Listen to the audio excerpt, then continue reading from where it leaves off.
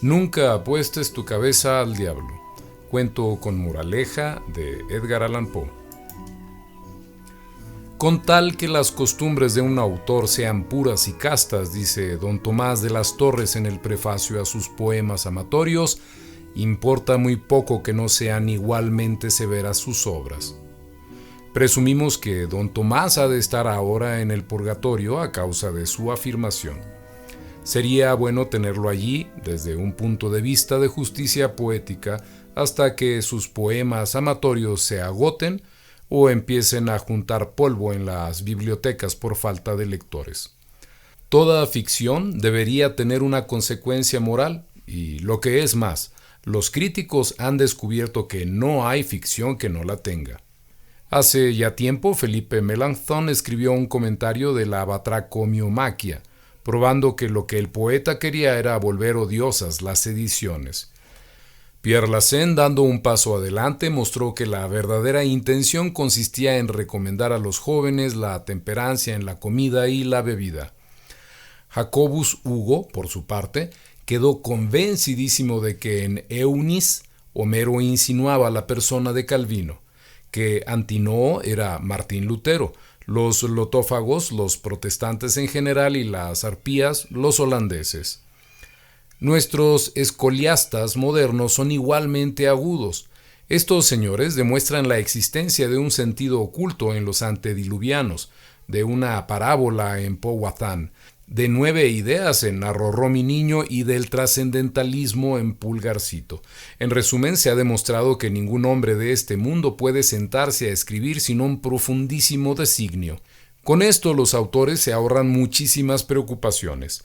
Un novelista, por ejemplo, no necesita preocuparse de las consecuencias morales, pues ahí están. Vale decir, están en alguna parte de su libro. Y tanto ellas como los críticos pueden arreglárselas solos.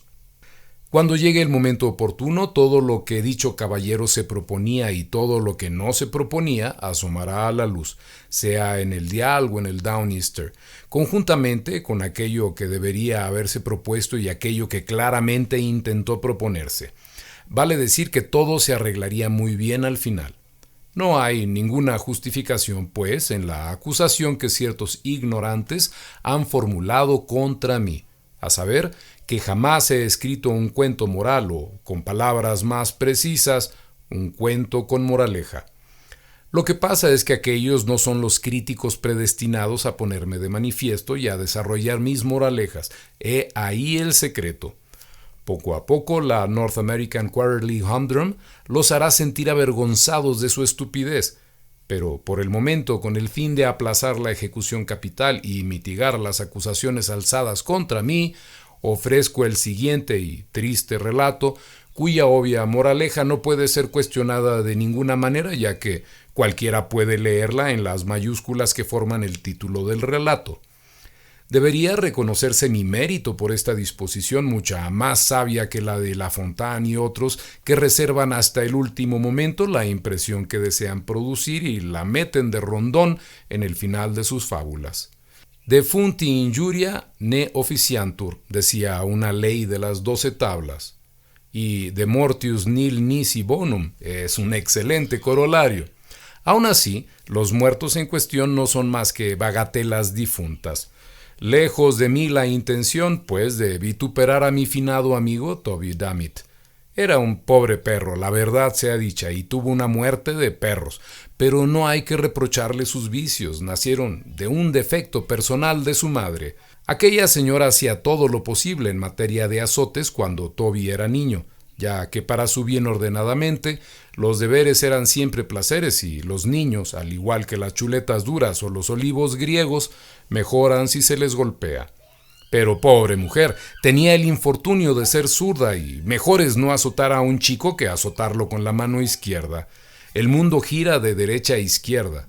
Dar de latigazos a un crío de izquierda a derecha no sirve de nada. Si cada golpe en la dirección adecuada arranca de raíz una propensión maligna, se sigue que cada porrazo propinado en el sentido opuesto ahincará aún más la maldad.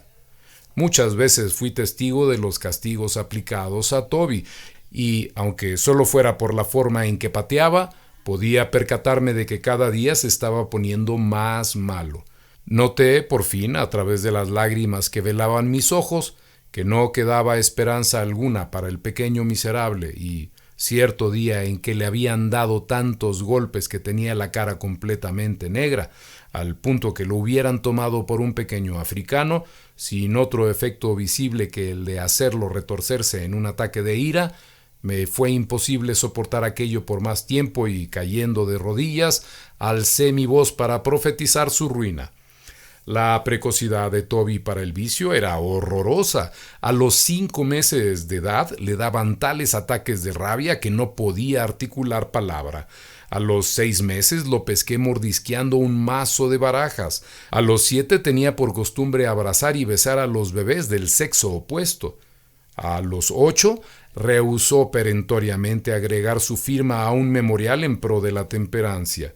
Y así fue creciendo en iniquidad, mes tras mes, hasta que al cumplir su primer año de vida, no solo insistía en usar bigotes, sino que había adquirido una gran propensión a las palabrotas y juramentos, así como a sostener sus afirmaciones mediante apuestas.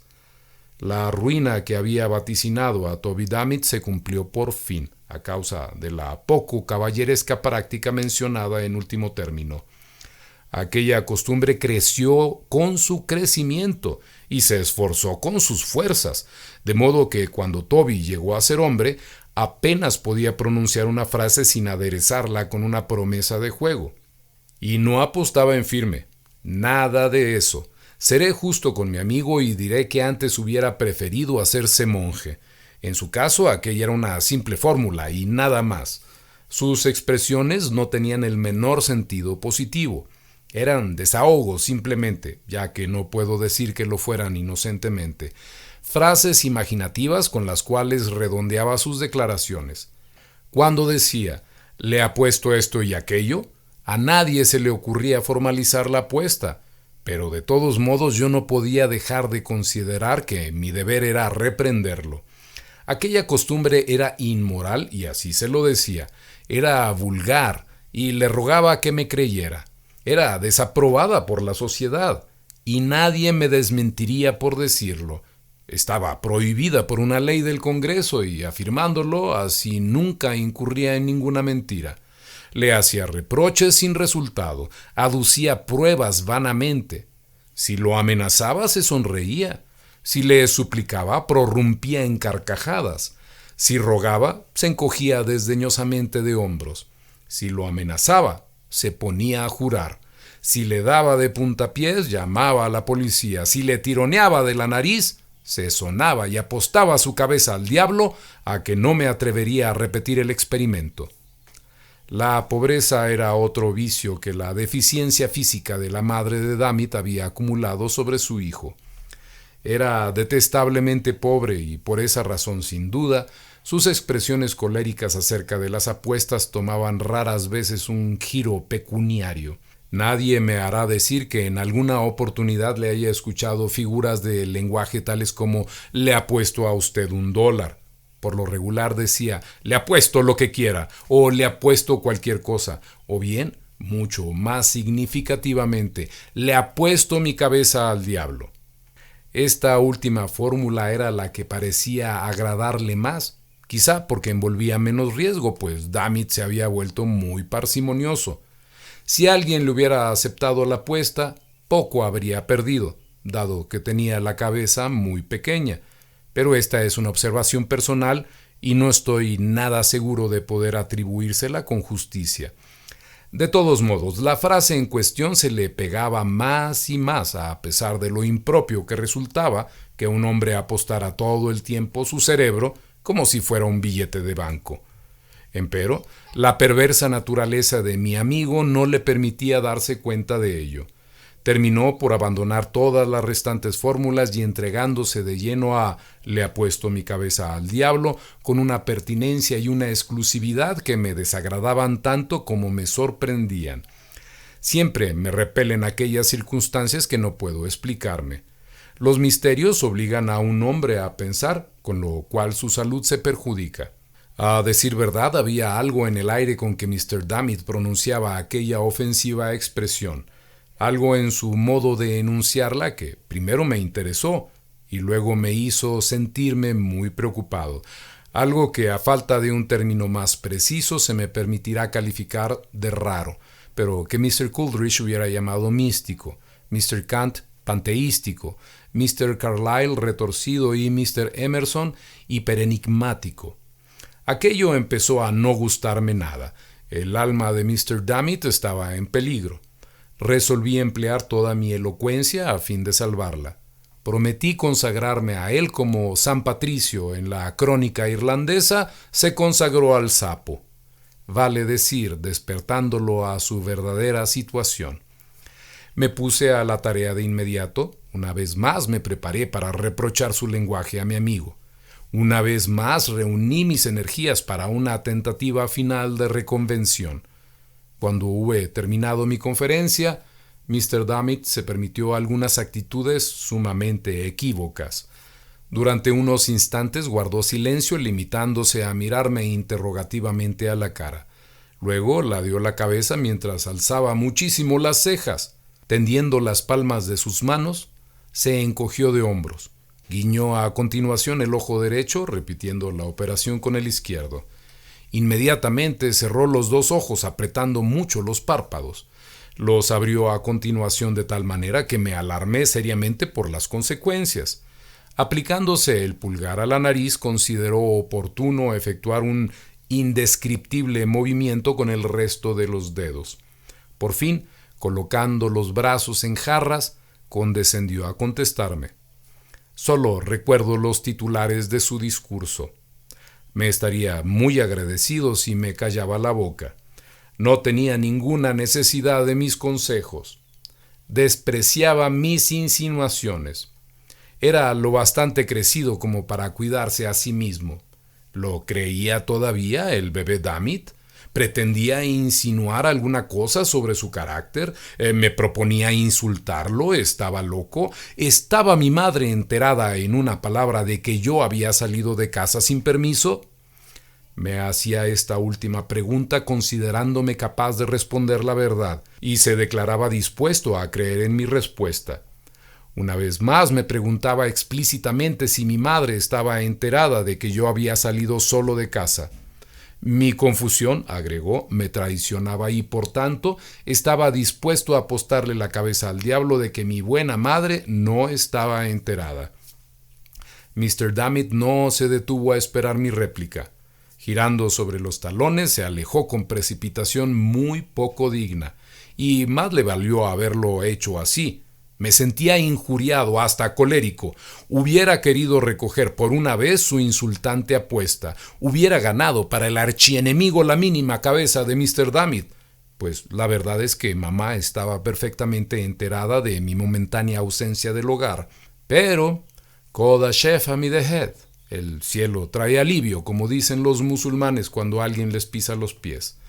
Había sido insultado mientras cumplía con mi deber y soporté el insulto como un hombre. Parecióme, no obstante, que había hecho todo lo que se podía pedir en el caso de aquel miserable individuo y resolví no molestarlo más con mis consejos, abandonándolo a su conciencia y a sí mismo. De todos modos, aunque no volví a hablarle del asunto, no pude privarme por completo de su compañía. Llegué incluso a tolerar algunas de sus tendencias menos reprobables y en ciertas ocasiones hasta a la vez sus pésimas bromas, aunque con lágrimas en los ojos, como elogian los epicúreos la mostaza. A tal punto me dolía oír su profano lenguaje. Un día radiante en que habíamos salido a pasear tomados del brazo, nuestro camino nos condujo hasta un río. Había un puente y resolvimos cruzarlo. Era un puente techado que protegía del mal tiempo y, como dentro tenía pocas ventanas, resultaba desagradablemente oscuro.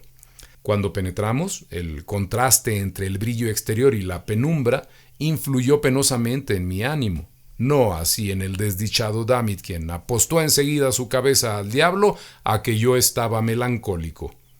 Por su parte, parecía de excelente humor. Quizás en exceso, lo cual me hacía sentir no sé qué rara sospecha. No me parecía imposible que fuera víctima de algún trascendentalismo, pero no soy tan versado en el diagnóstico de esta enfermedad como para afirmar nada y, por desgracia, ninguno de mis amigos del Deal se hallaba presente. Sugiero la idea, no obstante, a causa de una cierta austera bufonería que pareció haber invadido a mi pobre amigo, induciéndolo a comportarse como un estúpido. Nada podía disuadirlo de deslizarse y saltar por encima o por debajo de cualquier cosa que se cruzara en su camino. Todo esto gritando o susurrando palabras y palabrotas a tiempo que su rostro conservaba una profunda gravedad. Realmente yo no sabía si tenerle lástima o emprenderla a puntapiés con él. Por fin, cuando habíamos atravesado casi todo el puente y nos acercábamos a su fin, nuestra marcha se vio impedida por un molinete. Pasé, como corresponde en esos casos, es decir, que hice girar el molinete. Pero esto no convenía al capricho de Mr. Dammit. Insistió en saltar sobre el molinete, afirmando que era capaz de hacer al mismo tiempo una pirueta en el aire. Pues bien, hablando seriamente, no me pareció que pudiera hacerlo. Las mejores piruetas en cualquier estilo las ha hecho mi amigo Mr. Carlyle, y sé muy bien que, así como no sería capaz de hacer esta, tampoco podría hacerla Toby Dammit. Así se lo dije, agregando que era un fanfarrón y que hablaba por hablar. No me faltaron luego razones para lamentar haberme expresado así, pues instantáneamente Toby apostó su cabeza al diablo a que lo hacía. Disponíame a replicarle, no obstante mi anterior resolución, con algunos reproches sobre su impiedad cuando oí toser a mi lado. Aquella tos se parecía mucho a la exclamación «Hola», tanto que me sobresalté y miré en torno lleno de sorpresa. Por fin, mis ojos cayeron de lleno en un nicho que había en la estructura del puente y vieron a un anciano y diminuto caballero cojo, de venerable aspecto. Nada podía ser más venerable que su apariencia, pues no solo estaba enteramente vestido de negro, sino que usaba una camisa muy limpia, cuyo cuello se plegaba esmeradamente sobre una corbata blanca y sus cabellos aparecían partidos al medio, como los de una muchacha. Apoyaba pensativamente las manos en el estómago y tenía los ojos en blanco. Al observarlo más de cerca percibí que llevaba puesto un delantal de seda negra sobre sus ropas, y la cosa me pareció sumamente extraña. Pero antes de que tuviera oportunidad de hacer la menor observación sobre tan singular circunstancia, me interrumpió con un segundo «Hola».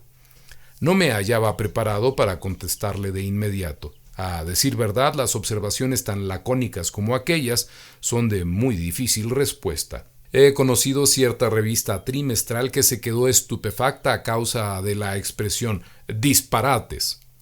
Se comprenderá, pues, que no me avergoncé de volverme a Mr. Dammit en busca de ayuda. «Dammit», dije, «¿qué estás haciendo? ¿No oyes? Este caballero dice hola». Y lo miré severamente a tiempo que le hablaba. Pero si he de decir la verdad, me sentía especialmente perplejo, y cuando un hombre está especialmente perplejo, debe fruncir el ceño y tomar un aire salvaje, pues de lo contrario es seguro que pondrá cara de estúpido. «Dammit», continué, aunque esta repetición del nombre empezaba a parecerse un juramento, cosa que estaba muy lejos de mis intenciones. «Dammit», agregué, «este caballero ha dicho hola». No tengo intención de sostener que mi observación era profunda, pero he notado que el efecto de nuestras palabras no siempre está de acuerdo con la importancia que tienen para nosotros. Si hubiera hecho estallar una bomba a los pies de Mr. Dammit o lo hubiera golpeado en la cabeza con los poetas y poesías de Norteamérica, no lo hubiera visto tan trastornado como cuando me dirigía a él con aquellas simples palabras. «Dammit, ¿qué estás haciendo? ¿No oyes? Este caballero dice hola». «No me digas», jadeó por fin, después de pasar por más colores que los que enarbola sucesivamente un barco pirata cuando se ve perseguido por otro de guerra. «¿Estás seguro de que dijo eso? En fin, de todas maneras, ya estoy pronto, y lo mejor es poner al mal tiempo buena cara. Ahí va, pues. ¡Hola!». Al oír esto, el diminuto caballero pareció muy complacido, Dios sabe por qué. Saliendo del hueco que había ocupado hasta entonces, avanzó cojeando con un aire muy gentil y estrechó la mano de Dammit. mientras lo miraba en la cara con el más auténtico aire de bondad que pueda imaginar un ser humano. «Estoy absolutamente seguro de que usted ganará, dammit», dijo con una sonrisa llena de franqueza. «Pero de todos modos tenemos que hacer una prueba, aunque no sea más que por mera formalidad». «¡Hola!», repitió mi amigo quitándose la chaqueta con un profundo suspiro, atándose un pañuelo de bolsillo a la cintura y modificando indescriptiblemente su expresión al revolver los ojos y dejar caer las comisuras de la boca. «¡Hola!», agregó repitiendo la palabra después de una pausa, y desde ese instante no le oí pronunciar ninguna otra cosa que no fuese el consabido hola. «Pues bien», me dije, «he aquí un silencio bastante notable por parte de Toby Dammit, y sin duda es consecuencia de toda su verbosidad anterior. Un extremo induce al otro. Me pregunté si se habrá olvidado de las numerosas preguntas que me hizo con tanta fluidez el día que le propiné mi última conferencia. De todos modos, parece que se ha curado del trascendentalismo. «¡Hola!», prorrumpió Toby, como si hubiera estado leyendo en mis pensamientos y mirándome con la cara de una oveja decrépita en una pesadilla. El anciano caballero lo tomó del brazo y lo condujo un trecho hacia el interior del puente, a cierta distancia del molinete. «Estimado amigo», dijo, «considero mi deber concederle todo este terreno para tomar impulso.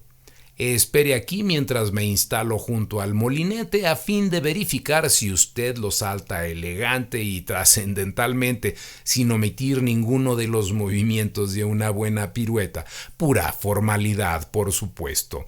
Diré 1, 2, 3, ¡vamos!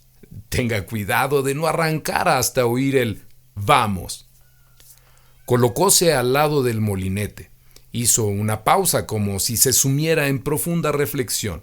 Luego miró hacia arriba y, según me pareció, sonrióse ligeramente, tras lo cual se ajustó las cintas del delantal, observó largamente a Dammit y finalmente dio la orden convenida.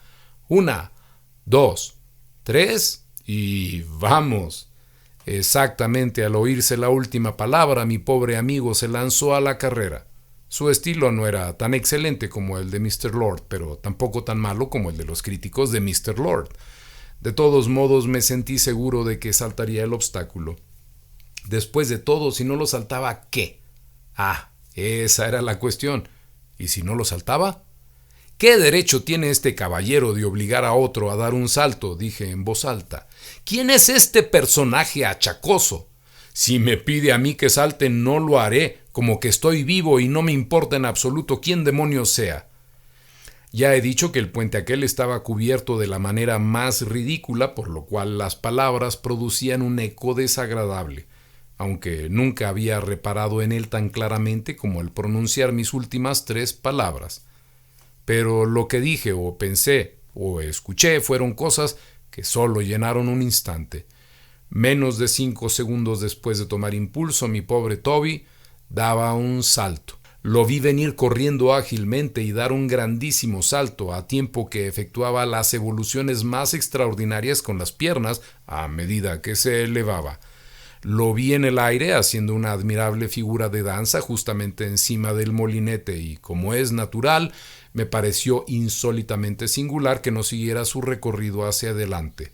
Pero todo aquello fue cosa de un segundo. Antes de que tuviera tiempo de hacer la menor reflexión profunda, vi a Mr. Dammit que se desplomaba de espaldas y del mismo lado del molinete de donde se había elevado, y al mismo tiempo vi que el anciano caballero salía corriendo a toda velocidad tras de recoger y envolver en su delantal alguna cosa que acababa de caer desde la obscuridad de la techumbre del puente, justamente sobre el molinete.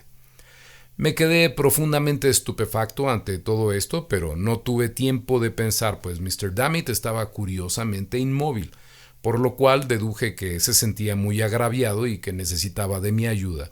Me apresuré a acercarme, descubriendo que había recibido lo que cabe calificar de herida grave.